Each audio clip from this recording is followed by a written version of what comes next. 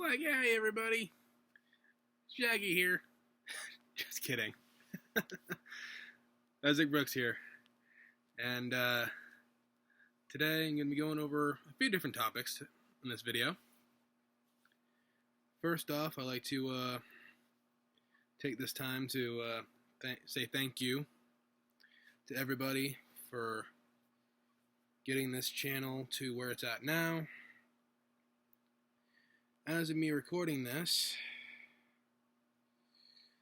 I am at 64 subscribers.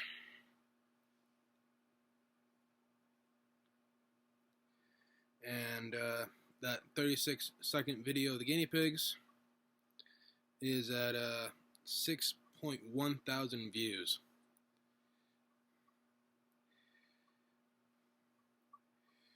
With 223 likes.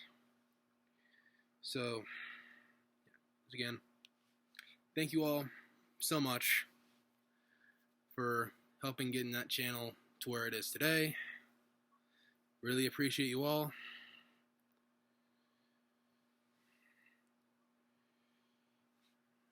And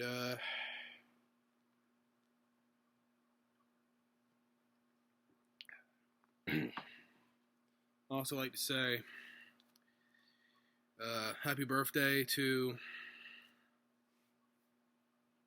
my Uncle John and my pet beagle Colt,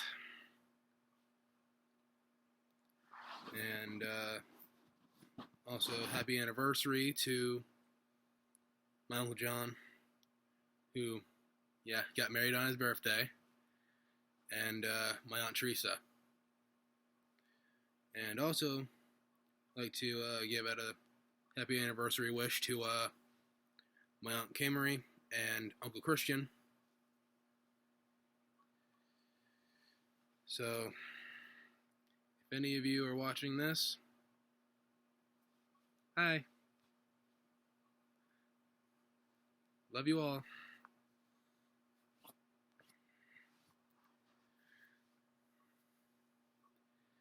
And with all that stuff out of the way, let's get into the main topics of this video. And I don't want that to sound like I'm trying to go oh, gotta get this out of the way. No. And if it sounded that way, I'm sorry.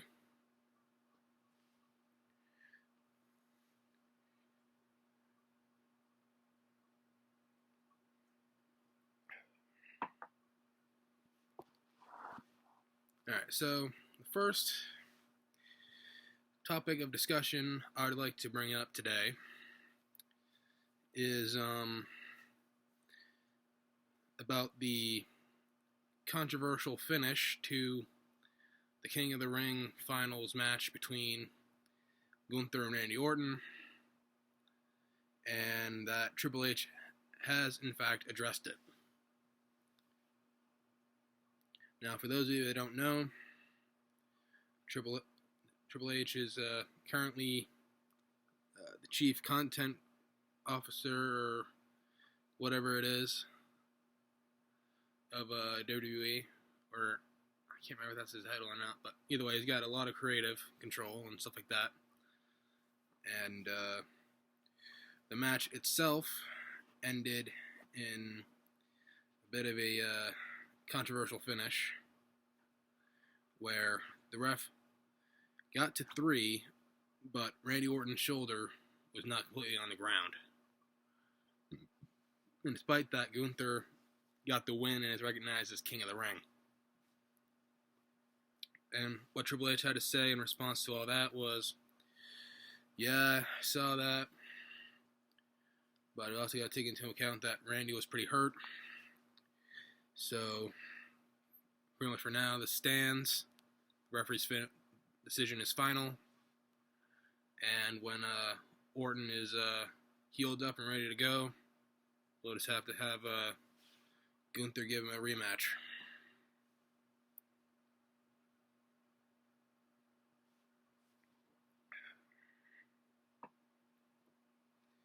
So, that'll be interesting. And another thing I'd like to talk about, coming off the heels of King and Queen of the Ring, Becky Lynch did in fact get her rematch last night on Monday Night Raw. But yet again, Dominic Mysterio got involved. This time with some other members of the Judgment Day coming out there, like kind of like telling Dominic to just like not do it, and they're like, "What are you doing?" And Dominic's like, "Oh, I'm trying to make it right." But then Braun Strowman came out of nowhere, basically chased everybody else off, flung Dom into the cage door, and caused Becky to lose, and Liv would take advantage of that, get out of the cage, and remain champ. But the thing that a lot of people are talking about the most came after all that.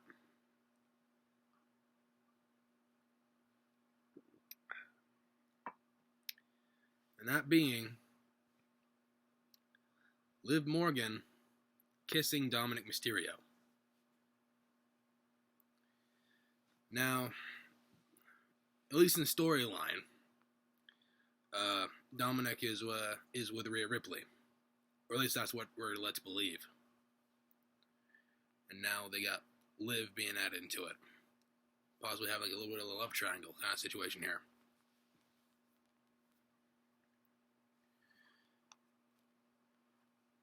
And kind of got inspired to talk about this in this video, because I originally wasn't going to. Inspired to talk about this from a picture that one of my family friends, Alex, sent me in Messenger, of which you can see in the thumbnail of this video, taking the match image for the Rey Mysterio versus Eddie Guerrero custody of Dominic match, but placing Liv Morgan and Rhea Ripley in those spots instead, but still keeping little Dominic in there. Didn't give a updated image to that, which I kind of find funny.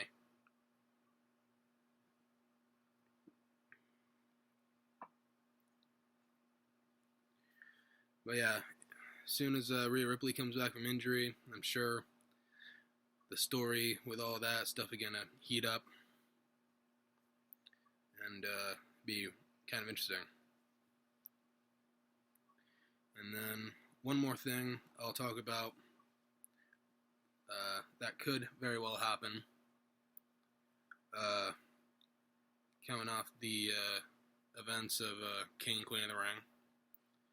During the main event, of course, that was Cody Rhodes going against Logan Paul for the Undisputed Championship. And Logan Paul, throughout like a big chunk of the build-up for the match, was saying like, "Oh, I'm not going to cheat. I'm going to beat Cody fairly. Not going to use any nooks. Not going to use any underhand tactics." Which, you know what? For starters, bullshit. And two, we all know Logan Paul by now, or at least most of us do. He's a liar, a cheater,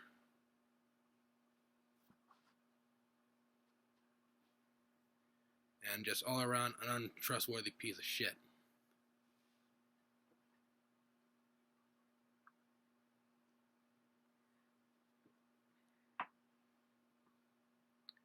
But anyway, the point that I want to talk about came from a bit in the match where Logan Paul got out the knucks because of one of his lackeys in the crowd, and Michael Cole going off on him about it.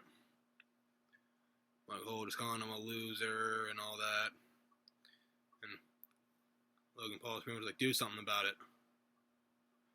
And Corey Graves had to step in between them And Graves and Paul kind of had a little bit of stare down after that, which led to a lot of people speculating. Now, apparently, some time ago, Corey Graves has been cleared to compete again.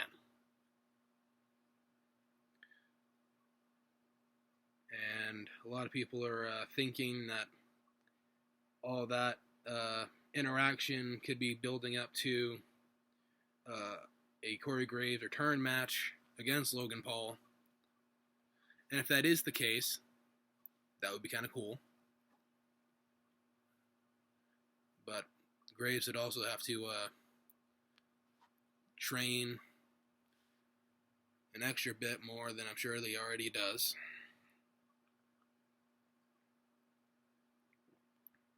Because even though this kind of pains me to say it, Logan Paul does relatively well in the ring. But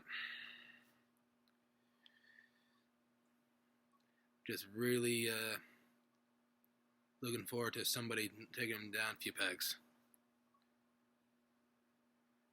And if all the other superstars that compete on a somewhat regular basis aren't enough to do it, then have somebody that had to retire and then come back from injury and all that other stuff possibly do it. Sounds like an alright idea to me.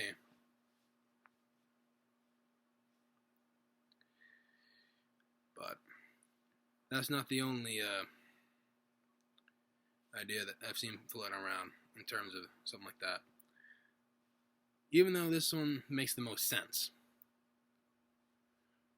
But I've also been seeing some people have been wanting Pat McAfee versus Logan Paul match. Which, on paper, sounds good, but, again, doesn't really make much sense, because Pat McAfee doesn't really have anything to do with that situation right now. So it would make a little more sense if it was Corey Graves. So, not really sure if that's anything WWE would even consider doing, but it would be interesting nonetheless. And then, kind of finish this video up, I'm going to be giving you some updates on what to expect from the channel in the future. I'm going to be doing some more impression videos. One in particular, I'm going to be doing impressions of like 8 characters or something like that, saying one line, and you'll know a little more about that when it comes out. That's all I'm going to say for right now.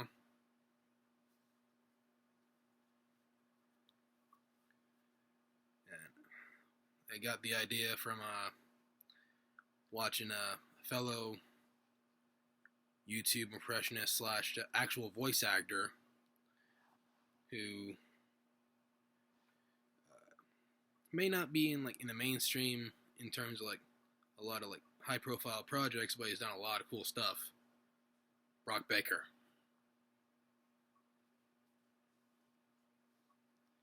So be on the lookout for that. Not really sure when I'm going to do that, but I'm sure it'll be a lot of fun.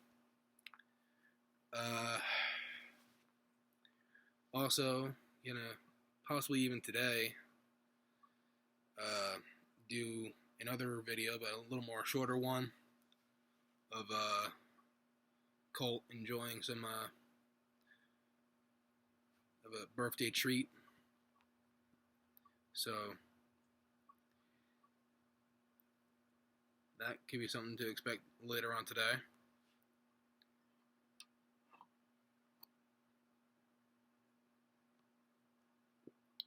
And a bunch of other stuff that I'm still kind of having in the planning out process.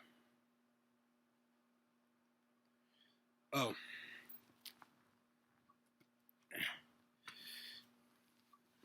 One more thing before I just call the video off here. I'm not even sure if that's the right terminology, but I said it. I added some more characters to my Red Bat universe. Now, the little backstory for this. Just kind of talking about different interesting characters with my Uncle Haskell. He came up with an interesting character by the name of Hummus Man. And, funnily enough, he was enjoying a bowl of hummus and some chips. Maybe it was pretzel or something like that. Either way, he was enjoying that. So, after all this time, I finally decided to do a Hummus Man design. And add in a sidekick, Guacamole.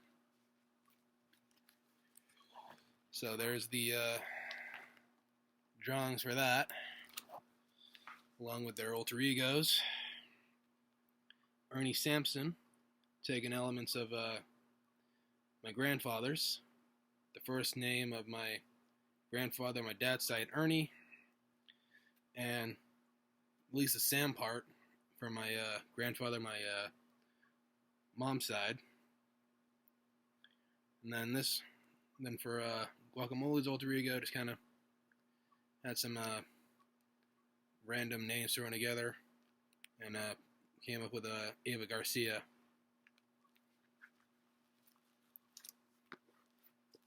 So, yeah.